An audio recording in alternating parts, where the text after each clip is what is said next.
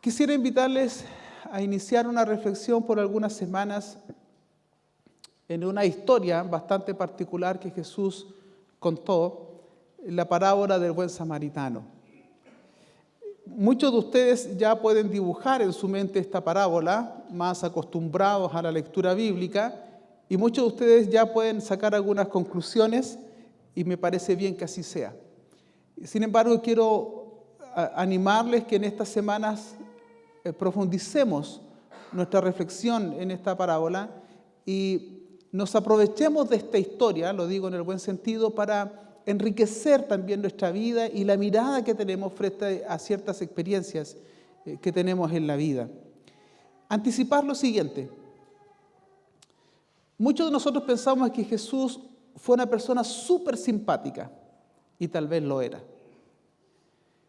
Pero Él era respetado y bienvenido, disculpe que lo diga así más o menos en chileno, hasta que le pisaba los callos a los religiosos de su tiempo. Es decir, Él podía tener algún tipo de popularidad en algún sector, algunos podrían mencionar algo de Él, pero otra cosa es que Él planteara una lectura alternativa de lo religioso. Eso incomoda, porque uno de los problemas que tenemos los religiosos, y aquí tengo que asumir este elemento desde el punto de vista social, es que la gente que está asociada a lo religioso piensa que es dueña de Dios. Y piensa que Dios es lo que nosotros como religiosos. Y entonces cuando alguien viene a mostrarnos algo de Dios que nosotros no hemos dicho acerca de Él, nosotros pensamos que esa gente nos viene a intrusear, que viene a entrometerse en un terreno que no es de su experticia.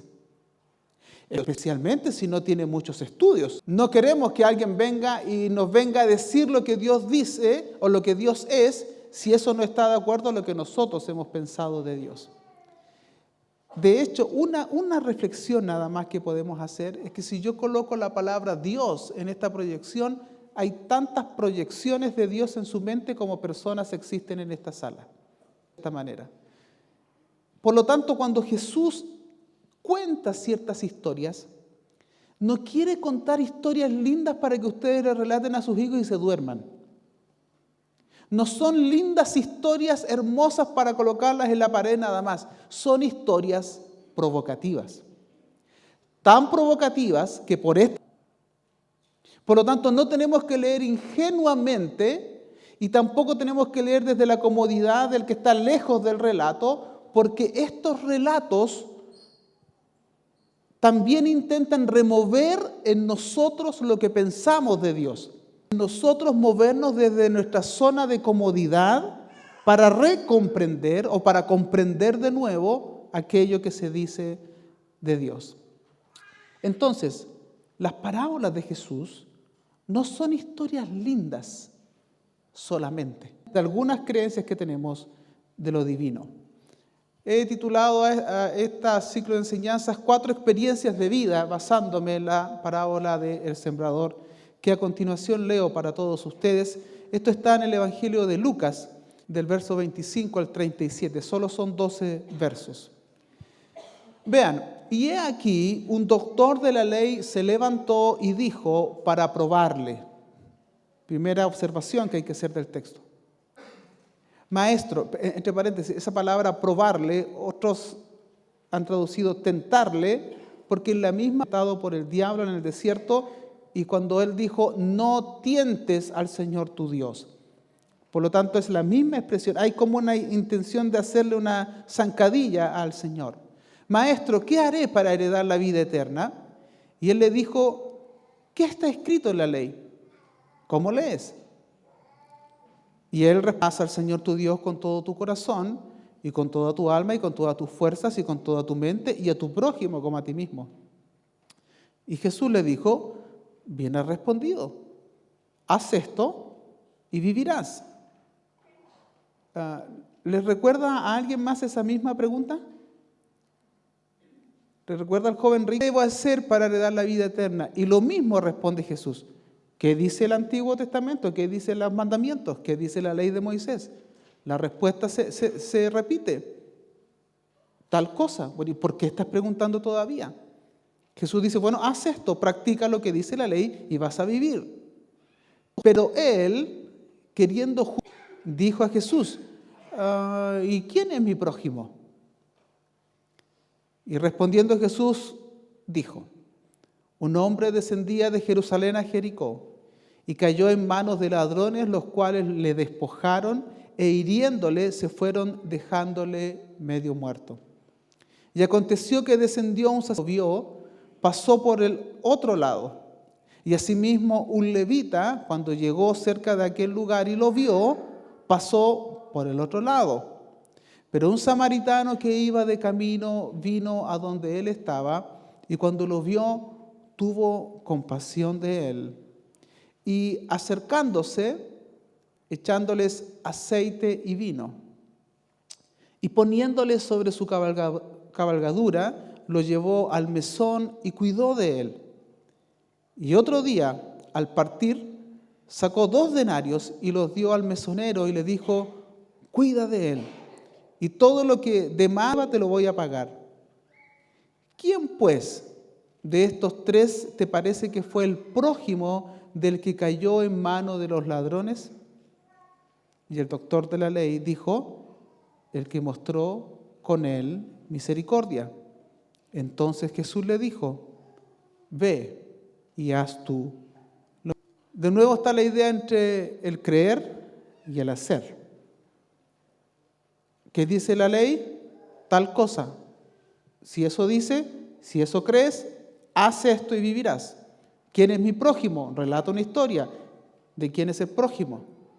Haz esto y vivirás. Si quieren en sus apuntes.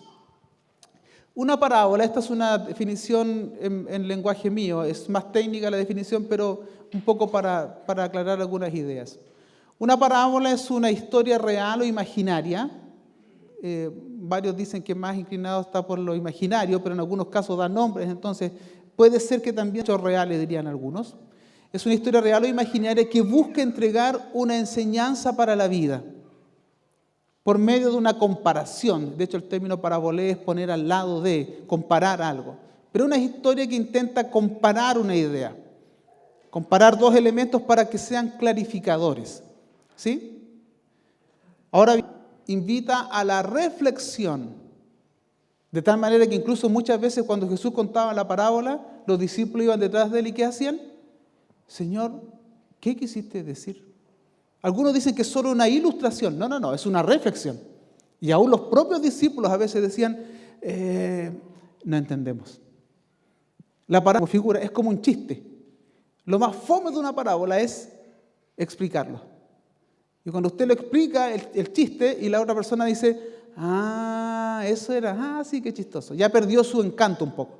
A pesar de eso, sus discípulos, los discípulos de Jesús, iban tras él cuando él contaba algunas parábolas y decía, Señor, ¿qué le quieres decir? Una parábola, y en Jesús tienen una intención provocadora que invita al menos a lo siguiente, a modificar un pensamiento. Yo pensaba que esto era de determinada manera, pero al parecer desde la lógica de la historia que tú me comentas, desde la parábola, parece elemento. Las parábolas intentan modificar un pensamiento, modificar una creencia y modificar una práctica, como yo estoy haciendo algunas cosas. Esta es la intención. El problema es el siguiente, y por eso digo que no hay que ser ingenuos cuando leemos a Jesús. A nosotros una manera de pensar, porque pensamos de cierta manera porque así nos enseñaron. Hablaba hace algunos días con una persona de otra religión, de otra creencia, y me decía, mire, yo creo esto porque no lo entiendo mucho, pero mi mamá me lo contó, y yo creo que y si ella me lo dijo, debe estar bien. Hay un apego emocional por aquellas cosas que pensamos. Mi abuelito dijo que era de esta manera, por lo tanto yo no quiero modificar este pensamiento porque si lo cambio, estoy traicionando al afecto con que mi abuelo me lo enseñó. Pero hay cosas que tenemos que cambiar en cuanto a nuestra manera. Si no hay un cambio, es probable que no estemos comprendiendo del todo. Jesús quiere movernos, insisto, no debemos ser ingenuos. Jesús no quiere que usted y yo pudiéramos enfrentar el texto bíblico aquí, en sus casas, en su dormitorio, donde sea, y quedar, qué linda la historia. No. Jesús quiere movernos. Por eso es que el constante movimiento en donde uno dice, está bien, yo pensaba que esto era así, pero me estoy dando cuenta que no es así. Amigos, no tengan temor a modificar su manera de pensar a la luz del Evangelio. Nos vamos a encontrar con sorpresas. Esta parábola, por ejemplo, es bastante dura, lo vamos a ver los próximos domingos. Los religiosos no quieren moverse de su manera de ver la religión y de ver a Dios. Y como no quieren moverse de esa visión de Dios, no ven al hombre que sufre, o si lo ven, no les importa. Y eso tiene que cambiar. Hoy día nosotros estamos más comprometidos humanos. Y eso es contradictorio a lo que propuso Jesús. Hoy día es más importante que usted asista al culto a que atienda a su pariente que está enfermo en su casa. Y lo decimos desde el púlpito incluso, y torturamos a la gente diciendo, ¿cómo es posible que no venga a la reunión? Mucho menos si usted... Porque estamos más comprometidos con la religión que con el bienestar del ser humano. Una parábola entonces intenta provocarnos y movernos en nuestra manera de pensar. Solo para ilustrarle el contexto de la parábola, cada parábola tiene su momento, no fue contada de la nada, sino que surge en respuesta a Jesús lo hacía de manera particular. El contexto está en las preguntas. Fíjese, hay un par de preguntas ahí. El maestro de la ley, el doctor de la ley, el más capo, diría alguien, de la ley, le pregunta al Señor, ¿qué debo hacer para heredar la vida eterna? Está en rojo a mis espaldas. Y a mí me gusta este ejercicio. Porque hoy día la gente te pide, especialmente en Chile, que estamos un poco polarizados y que hemos instalado el fenómeno de la identidad de género, de la homosexualidad y del aborto como que son los únicos temas morales. Y a uno le preguntan, ¿sí o no? Incluso uno puede estar pasando por la calle pensando, segunda causal de la ley de aborto. Uno tiene que empezar, ¿sí o no? ¿Está de acuerdo o no? Blanco o negro. Nunca se sienta animado a responder sí o no. Una forma interesante es devolver con otra pregunta.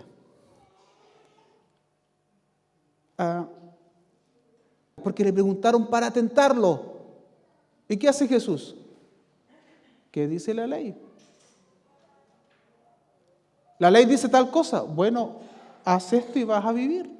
¿Por qué te preocupas? Si ya sabes la respuesta, ¿por qué me vienes a preguntar? Entonces el hombre, como se siente desafiado, vuelve a ser una pregunta prójimo. Ese diálogo a veces es inoficioso para intentar eludir el compromiso. Lo que el intérprete quiere hacer es sorprender a Jesús en un error, en algo para poder acusarlo, pero no quiere comprometerse con la verdad.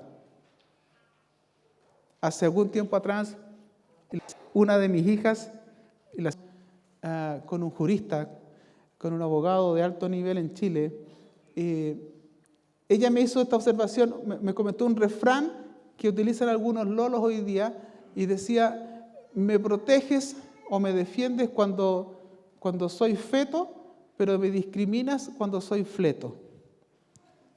Mire qué provocativo, pero qué inteligente.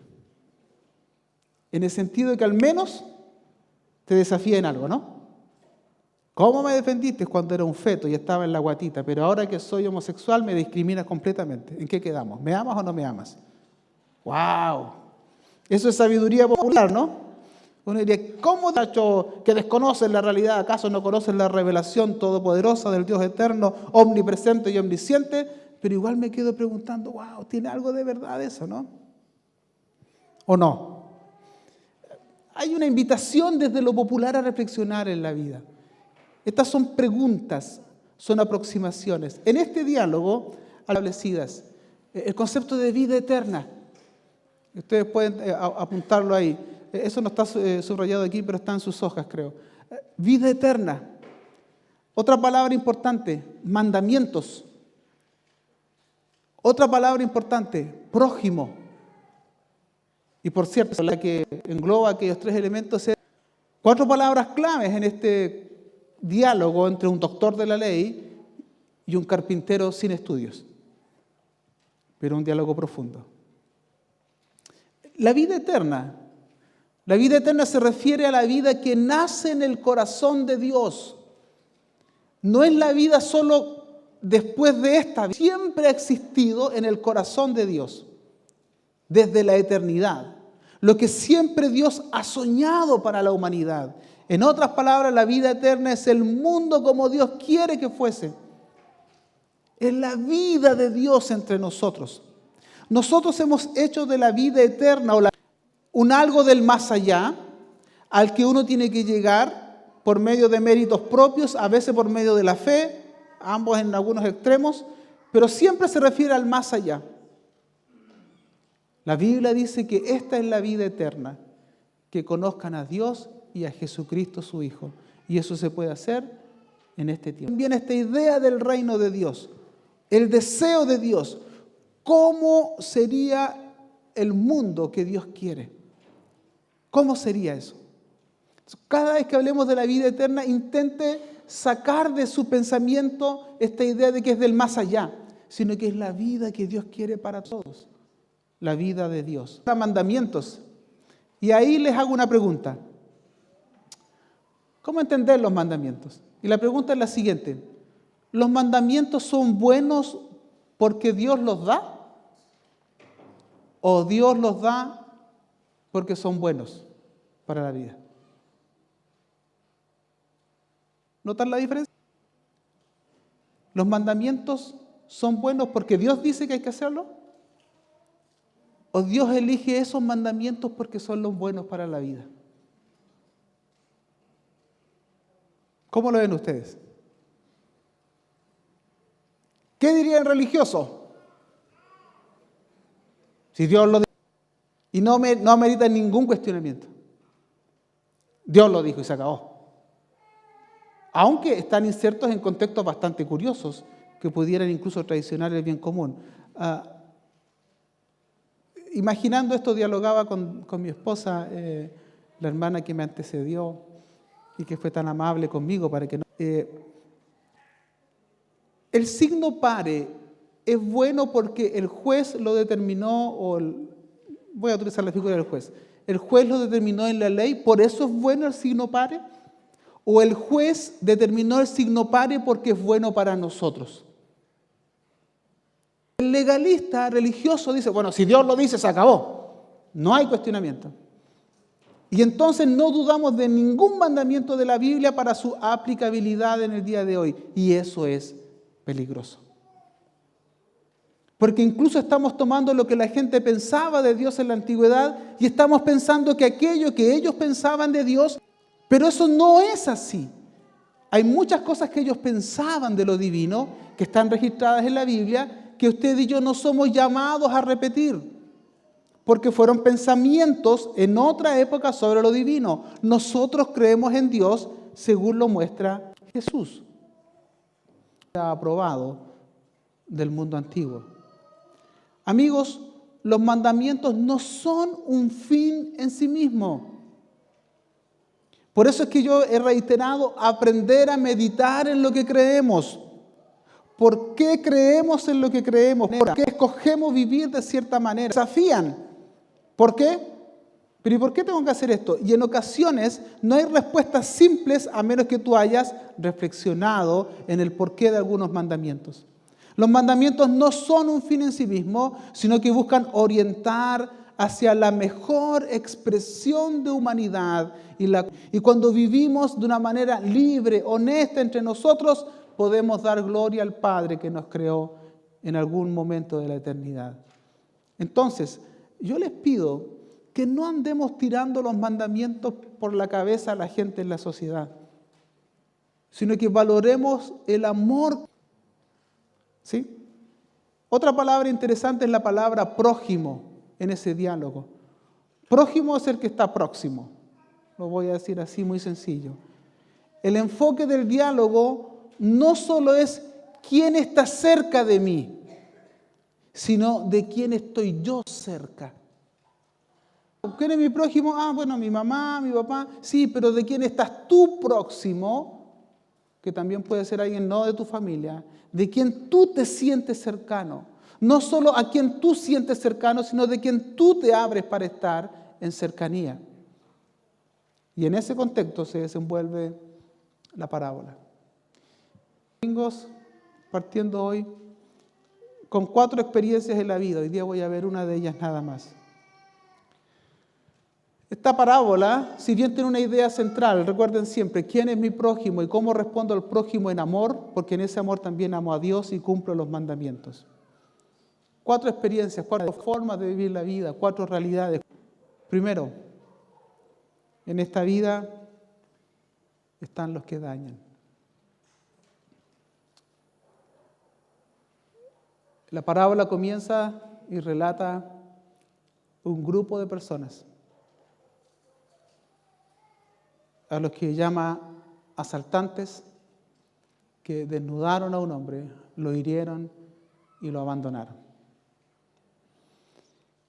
Y yo creo que todos los que aquí estamos, en algún momento hemos dañado a otros. Algunos tal vez sin intención. Y otros dañar a otros. Igual lo hicieron. Todos los que aquí estamos hemos tomado alguna decisión que ha perjudicado a otras personas. Incluso desde lo más cobarde y dañino como es hablar mal de otros en ausencia de él. Y aquí no estoy hablando solo de la gente de edad. Todos ustedes a que renuncien a esta crítica enfermiza e irresponsable a través de los medios y las redes sociales. He sabido hace poco que existen incluso algunas páginas donde uno puede basurear a otra persona en completo anonimato. Completamente anónimo. Yo puedo decir lo que quiera de otra persona y nadie sabe que yo lo dije. Yo les pido en el nombre de Jesús a todos los creyentes aquí que renuncien a esa práctica. Les pido que renuncien a estos debates absurdos, insolentes, ya sea a nivel político, religioso, sociales. Se los pido por amor a nuestra sociedad. Los niveles de odiosidad de las redes sociales son increíbles. A tal punto que incluso nuestros legisladores han tenido que abrirse a la idea de legislar. El ciberbullying hoy día, por ejemplo, toman a alguien y empiezan a bombardearlo literalmente. Hemos tenido que atender con muchas capacidades, íntegros, que han sido basureados. Hay gente en esta vida que se ha dedicado a traer daño a otros. Y eso hay que corregirlo. El texto habla de asaltantes, de bandidos. En este texto tenemos 3 expresiones de violencia que se da en nuestra sociedad todavía, no solo en el tiempo de Jesús. Primero, la violencia de la apropiación. Yo te quito lo que tú tienes. Es una violencia. Todas las herramientas que yo pudiera tener. Cuidado, porque incluso pudiéramos usar herramientas legales injustas, porque no todo lo legal es justo. Artilugios, leguleyos, para poder quitarle al otro lo que tiene. En esta parábola Jesús habla de una violencia de la economía. Lo despojaron.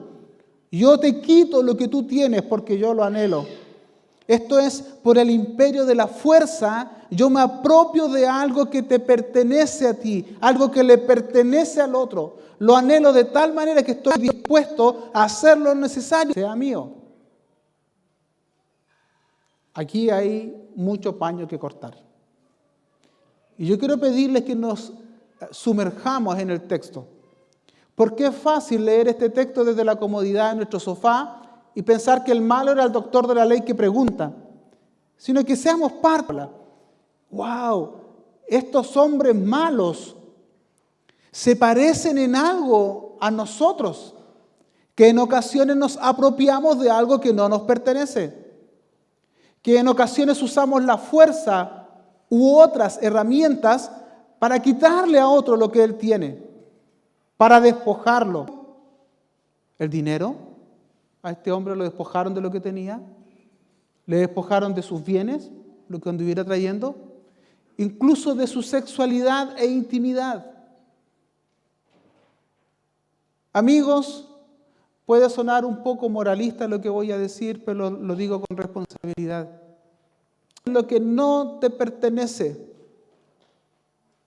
No te apropies de la sexualidad de alguien que no es tu cónyuge. No intentes incrementar tu prestigio, tu currículum de conquista, intentando apropiarte de algo con lo que tú no te vas a comprometer. Valora al otro ser humano de la misma forma en que quisieras que te valoren a ti. Haz con él, diría Jesús, lo que quieres que hagan contigo. No te apropies de lo que no es tuyo. No te apropies del prestigio de otros, del trabajo de otros, de los bienes de otros, de su intimidad, de sus afectos. Eres comprometido en buscar el bien de la otra persona, no te apropies de nada de ella. No intentes robar la pureza de alguien para aumentar tu prestigio. Esa es una mentalidad diabólica, satánica, llena de tinieblas, que no busca el bien común. Qué malo eran estos hombres, pero qué malo puedo ser yo si no tengo... Y que en algún momento yo puedo utilizar el imperio de mi inteligencia, de mis recursos económicos, de mi fuerza física para apropiarme de algo que no me pertenece. Los viejos eran tan sabios. Ellos nos decían, agua que no has de beber. ¿Por qué quieres tomar y apropiarte de aquello? Las personas que trabajan en esta área, que viven de esta manera, para ellos este es el lema. Lo importante soy yo, lo importante es mi bienestar, lo importante es mi placer, pero el precio lo pagas tú. Todo es para mí, pero tú pagas el costo, el sacrificio, el dolor. A mí no me... En la medida que te pude someter, ya tengo lo que era tuyo y ahora es mío. Esta es una violencia terrible, la violencia de la apropiación. Apropiarme de algo que no me pertenece.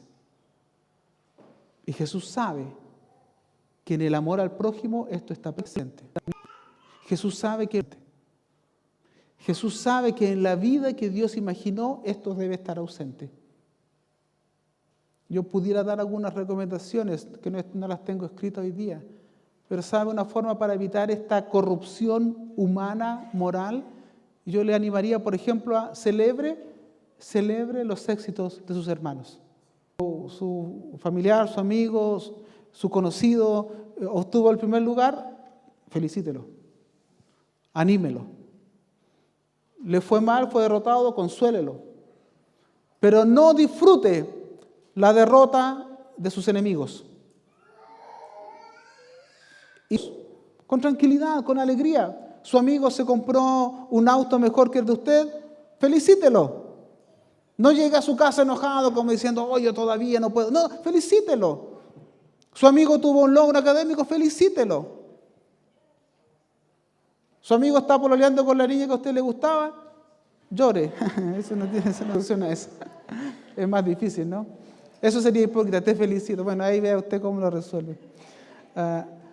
Lo importante soy yo, dice esta persona. Otro tipo de violencia. La violencia física y emocional.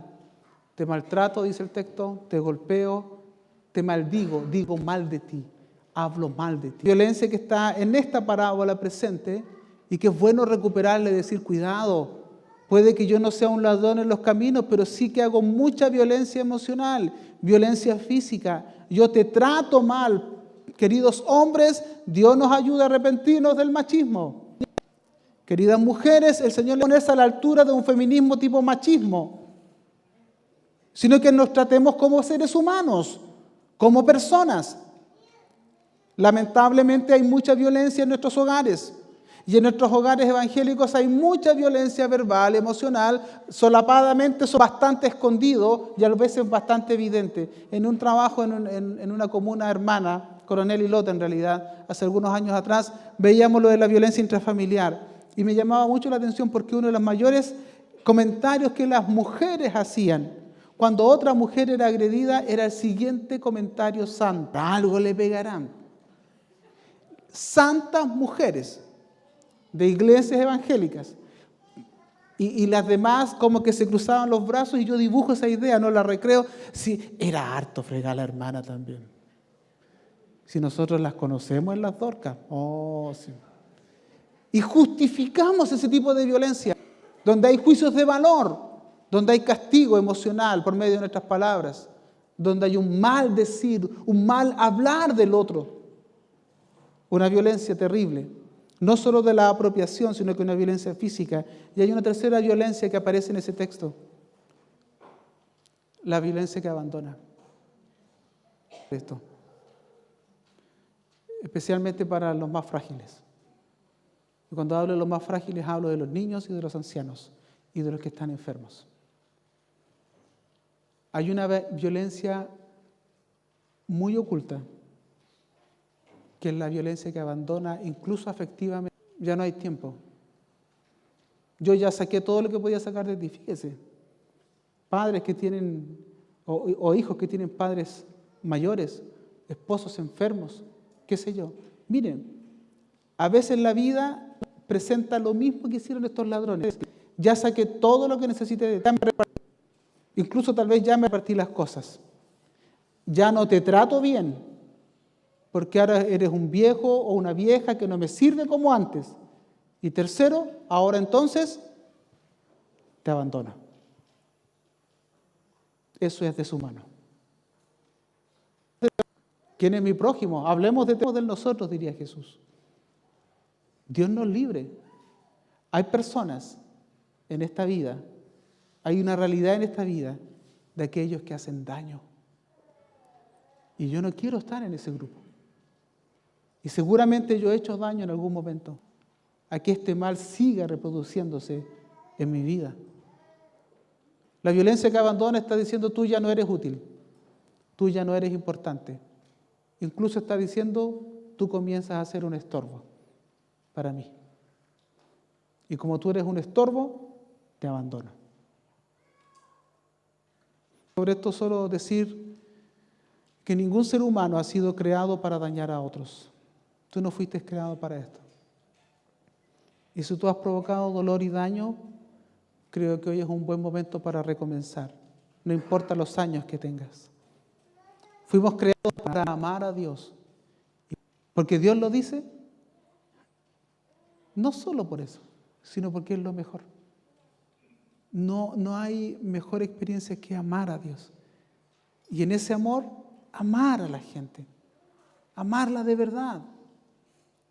Amarla sin renuncia a calificativos como flaite, como poca cosa, renuncia a calificar a la gente de esa manera. Es tu prójimo, tú eres su prójimo. Si tú se lo dices, asesinas una parte de él. Por eso Jesús fue tan categórico. Nadie, porque el que lo hace es digno del infierno, dice él, de un basural. Porque está tratando a otros como basura, él mismo se señala como basura en tanto comparte la identidad de un ser humano. Nadie fue creado para dañar a otros. Fuimos creados para amar a Dios y a nuestro prójimo. Decir que frente al daño que hemos causado tenemos 3 tareas. Si alguno dice en realidad, pastor, yo siento que sí he hecho daño. Con intención o no, pero sí he dañado a otros. Sobre eso quiero decir que la Biblia nos llama a 3 cosas. Primero, reconocer la falta ante Dios y pedir su perdón. No te justificas, niegas la posibilidad de que Cristo te justifique a través de su perdón. Si dices que no tienes pecado, bueno, nada puede hacer Cristo por ti. Pero si lo admites, dice la Biblia, si confesamos nuestros pecados, Él es fiel y justo para perdonar nuestros pecados. Pero si no lo admites, el perdón no puede llegar sobre tu vida. ¿Has dañado? Mi intención esta mañana no es hacerte sentir mal, sino llevarte a la libertad. Si has dañado, el camino es reconocer la falta y pedir perdón a Dios. Un segundo elemento es, somos llamados en este arrepentimiento a dar signos de arrepentimiento verdadero. He aquí el gran problema, que a veces manipulamos la gracia, pedimos perdón y seguimos viviendo igual. El arrepentimiento no es decir, ay, pobre, que cómo pude cometer ese error. No, esa es una expresión de pena. El arrepentimiento es modificar tu manera de irte mal nada más porque el carabinero te pilló pasando por rojo. Es que cambies tu manera de pensar, porque si tú cruzas con rojo puedes provocar un accidente y eso daña el bien común. No es si te ve o no un carabinero, no es que si saliste o no pillado. Hoy día nuestras iglesias están llenas de pecadores asustados al infierno, asustados porque Dios les va a quitar una bendición, pero que no han reflexionado de lo bueno que es hacer el bien. La Biblia dice, si decimos que tenemos comunión con Dios y andamos en tinieblas, mentimos y no practicamos la verdad. ¿Quieres ser el Señor? Y Él nos dará su perdón.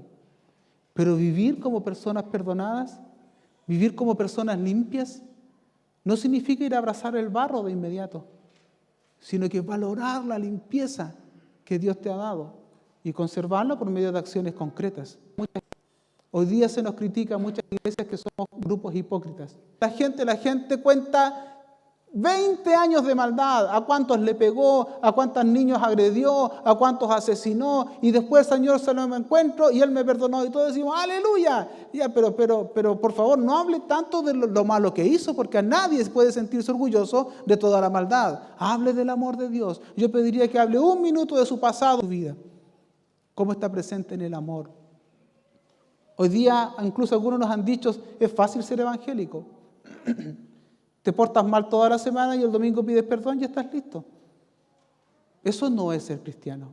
Y lo que es peor, amigos, eso es no experimentar el perdón. Lo mal que me siento por haber hecho lo malo, pero no modificar mi vida. Primero, reconocer. Segundo, dar signos de arrepentimiento verdadero. Y tercero, en la medida de lo posible, restituir el daño causado. ¿Robaste? Devuelve. Estás arrepentido, ¿no? Lo que hizo Zaqueo, un ladrón que se encontró con Jesús. Zaqueo dijo, se puso en pie y dijo al Señor, he aquí, Señor, la mitad de mis bienes doy a los pobres. Y si en algo he defraudado a alguno, se lo devuelvo 4 veces. ¿Te robé 1000? Un hombre que está dispuesto a perder la mitad de su patrimonio en el instante, solo por haberse encontrado con Jesús. Porque dice, esto lo robé. Soy millonario, pero porque soy ladrón. Yo me arrepiento y voy a restituir parte del daño causado. Nunca podremos restituirlo todo. Pero si parte de ese daño lo voy a restituir, mitad de mi patrimonio, lo regalo, me encontré con la vida de Dios. No es bueno lo que hice. Hablé mal de la gente, voy a comenzar a hablar bien de ellos. Voy a tratar de salvar su honra con todo el daño que hicieron mis palabras. Voy a escribir bien en su muro. Voy a hablar bien de él. Voy a restituirle. Voy a ayudar. Especie de penitencia, sino más bien es una consecuencia de saber que Dios nos ha perdonado y que busca el bien común.